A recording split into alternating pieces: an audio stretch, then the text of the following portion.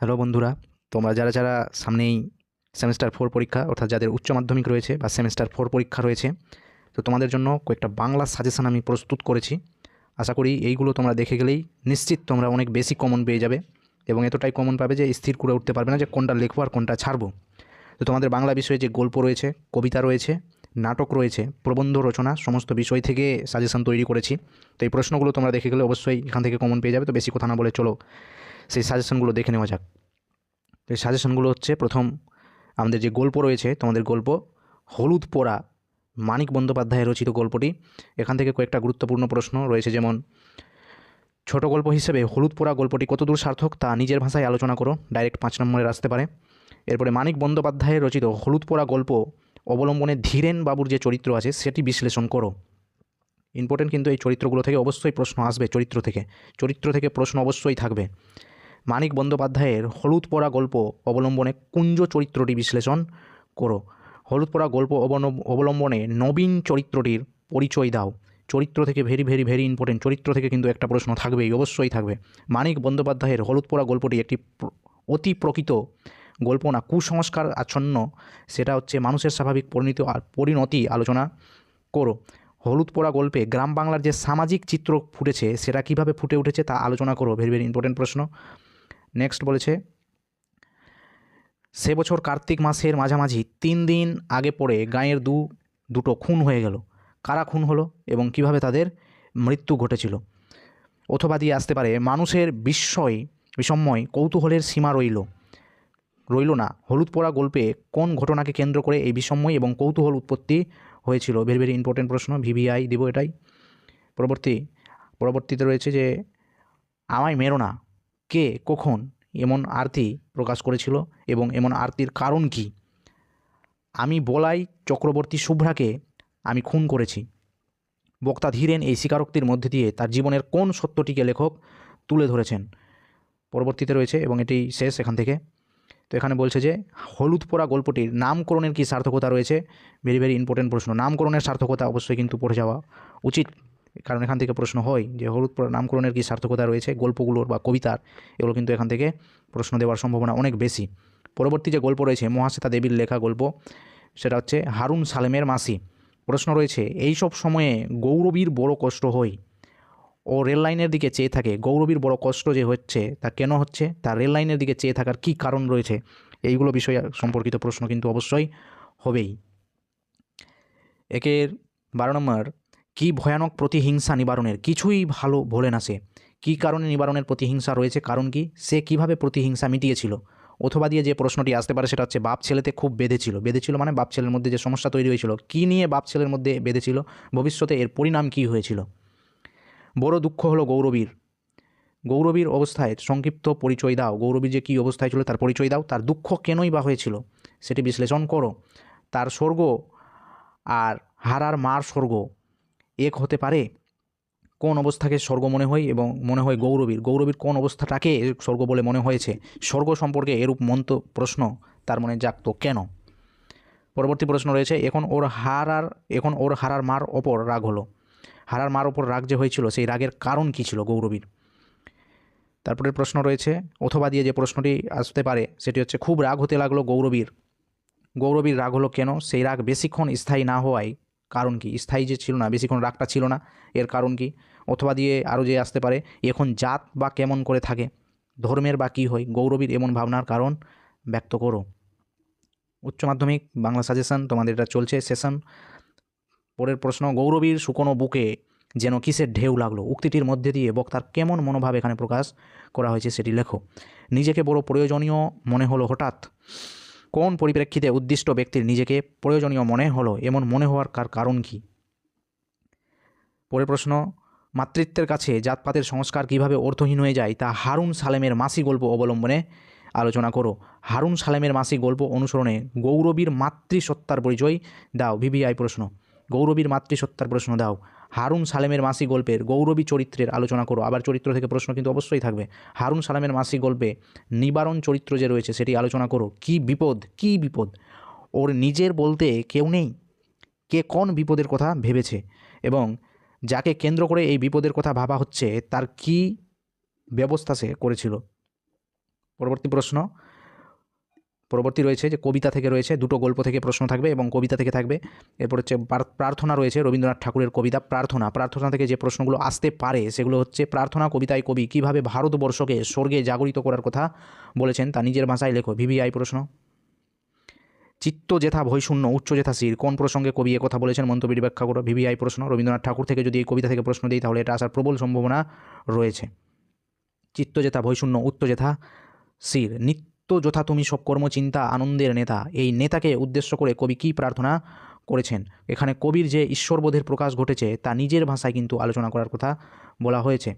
পরবর্তী প্রশ্ন, ভারতের এই সেই স্বর্গ কারো জাগরিত, ভারতের এই সেই স্বর্গ করো জাগরিত, কাকে উদ্দেশ্য করে কবি কথা বলেছেন? মন্তব্যটি বিশ্লেষণ করো। ভারতের এই স্বর্গে করো জাগরিত, ভারতের এই সেই স্বর্গে করো জাগরিত। প্রশ্নটা ইম্পর্টেন্ট রয়েছে, গুরুত্বপূর্ণ। 2-5 নম্বর, প্রার্থনা কবিতার মূল বক্তব্য কী আছে সেটা সংক্ষেপে আলোচনা করো। এই প্রশ্নটা পড়ে গেলে তোমরা মোটামুটি হচ্ছে যে প্রার্থনা কবিতা থেকে যাই প্রশ্ন আসুক না কেন অবশ্যই তোমরা কিছু একটা অবশ্যই লিখে আসতে পারবে। এরপরে রয়েছে কবিতা, জীবানন্দ দাশের লেখা কবিতা তিমির হননের গান, তিমির হননের গান জীবানন্দ দাশের রচিত। তিমির হননের গান কবিতাটি কোন প্রেক্ষাপটে লেখা হয়েছে? কবি কেন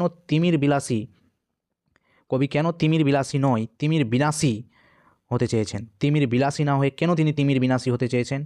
এটা হচ্ছে আলোচনা করে লেখো। পরবর্তী প্রশ্ন, সেই সব রীতি আজ মৃতের চোখের মতো, কোন রীতির কথা কবি বলতে চেয়েছেন? তাকে মৃতের চোখের মতো মনে হয়েছে কেন? ভেরি ভেরি ইম্পর্টেন্ট প্রশ্ন। তিমির হননের গান কবিতার মাধ্যমে কবি সমাজকে কোন বার্তা দিতে চেয়েছেন? এখানে কবিসত্তার প্রকাশ ঘটেছে কিভাবে তা লেখো।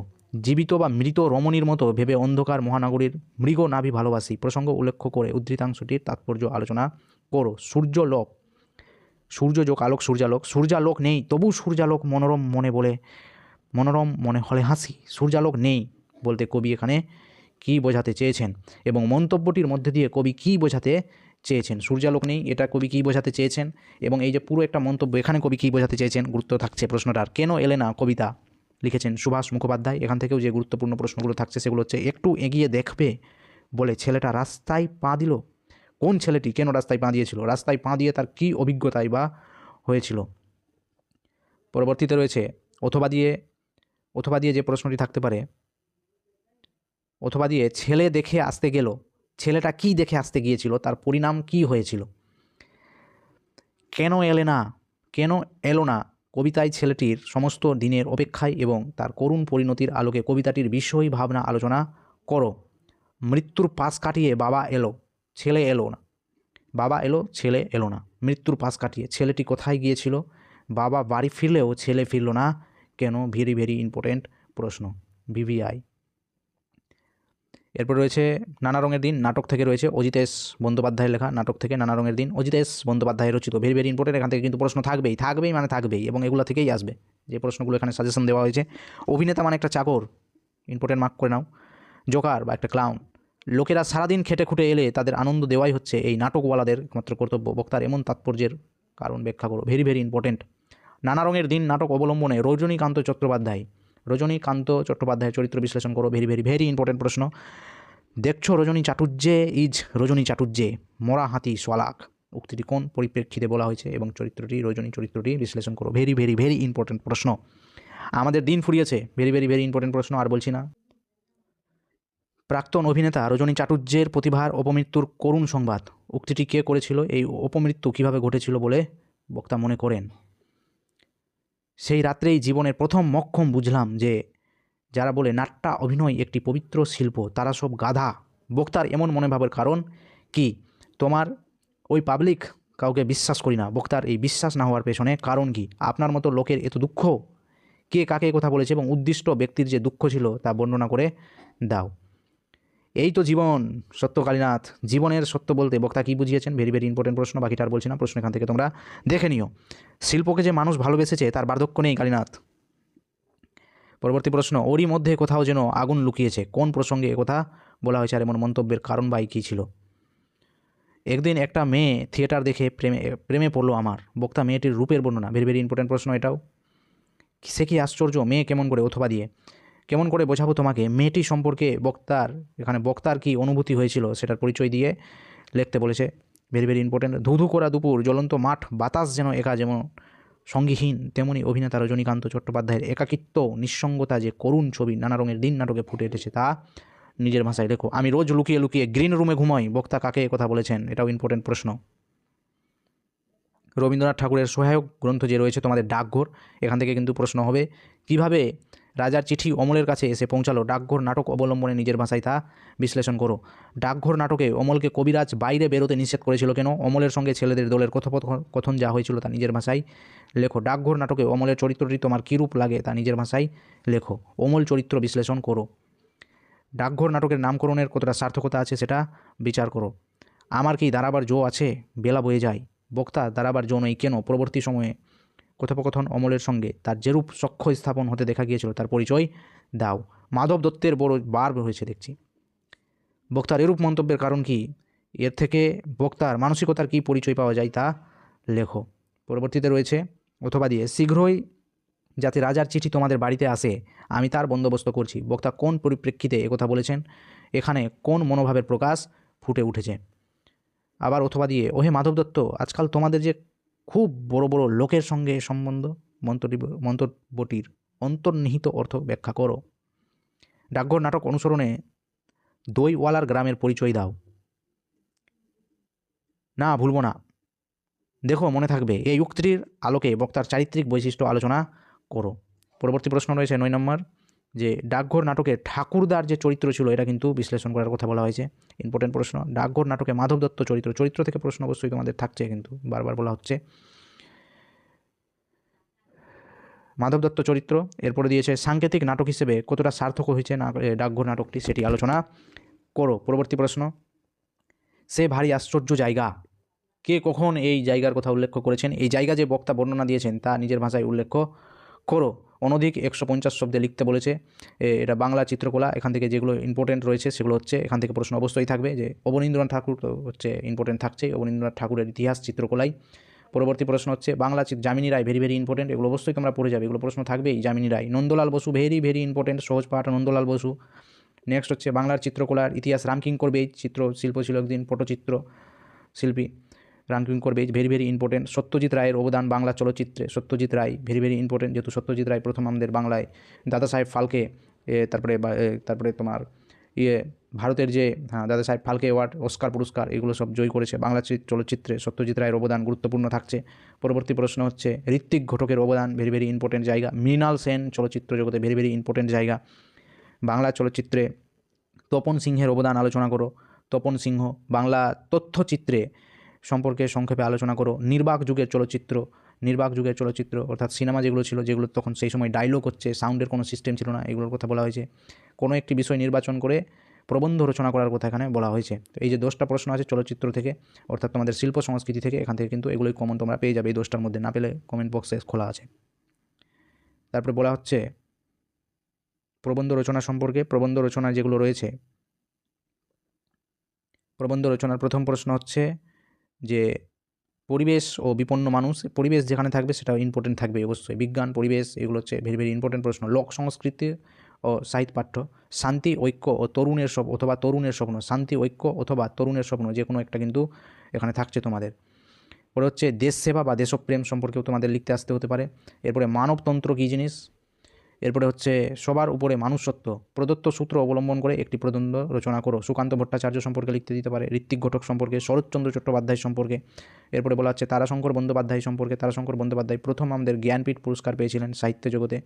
প্রথম জ্ঞানপীঠ পুরস্কার প্রাপক ছিলেন হচ্ছে আমাদের তারাশঙ্কর বন্দ্যোপাধ্যায়। 1966 সালে তিনি জ্ঞানপীঠ পুরস্কার পেয়েছিলেন, লিখতে আসতে হতে পারে। জীবনানন্দ দাশ, মাইকেল মধুসূদন দত্ত, আশাপূর্ণা দেবী, ভেরি ভেরি ইম্পর্টেন্ট। আশাপূর্ণা দেবী হচ্ছে 1986 সালে কিন্তু আমাদের জ্ঞানপীঠ পুরস্কার পেয়েছিলেন। Mahasweta Devi, very very important, Mahasweta Devi. এরপরে হচ্ছে তোমাদের তো সিলেবাস চেঞ্জ হয়েছে, এর আগে যে সিলেবাসটা ছিল সেখানে একটা মহাশ্বেতা দেবীর গল্প ছিল, সেই গল্পটির নাম ছিল ভাত। তো এই মহাশ্বেতা দেবীর গল্প সম্পর্কে লিখতে আসতে হতে পারে। মানিক বন্দ্যোপাধ্যায় যে রয়েছে আমাদের, মানিক ব্যানার্জি সম্পর্কেও লিখতে আসতে হতে পারে। শক্তি চট্টোপাধ্যায়, ধর্মেও আছি, জিরাফেও আছি, এগুলো সম্পর্কে হচ্ছে লিখতে আসতে হতে পারে। যেতে পারি কিন্তু কেন যাব, উল্লেখযোগ্য এর কাব্যগ্রন্থ শক্তি চট্টোপাধ্যায়ের। তো এইগুলো হচ্ছে তোমাদের সাজেশন বাংলা থেকে। তো আশা করি এগুলো হচ্ছে তোমাদের গুরুত্বপূর্ণ সাজেশন, অবশ্যই তোমরা এখান থেকে কমন পাবে। এটা 99.99% কিন্তু আমার তরফ থেকে গ্যারেন্টি দেওয়া হচ্ছে। ঠিক আছে? তো তোমরা অবশ্যই এখান থেকে সাজেশন পাবে এবং বহু প্রশ্ন তোমরা পারবে, এটাই আশা রাখছি। সারা বছর তোমরা পড়েছো, অনেক পরিশ্রম করেছো, এরপরে হচ্ছে কিছু সাজেশন দেওয়া হলো যে এইগুলোই একটু তোমরা বেশি বেশি করে দেখে যাবে, বাকিগুলো যে দেখবে না এমনটা নয়, বাকিগুলোও দেখবে, কিন্তু এই জিনিসগুলো ভালো করে ঝালিয়ে নেবে একবার যাওয়ার আগে। ঠিক আছে? পড়তে যেও না, জাস্ট এগুলো হচ্ছে একবার রিভিশন, একবার চোখ বুলিয়ে নিও এই জিনিসগুলোতে, অবশ্যই তোমরা এখান থেকে কমন পেয়ে যাবে। আর সকলকেই শুভেচ্ছা, আরও পরবর্তী বিষয়ের উপরে চেষ্টা করবো এরকম করে সাজেশন দেওয়ার। পাশে থেকো, সাবস্ক্রাইব করে দিও যদি ইচ্ছে হয়।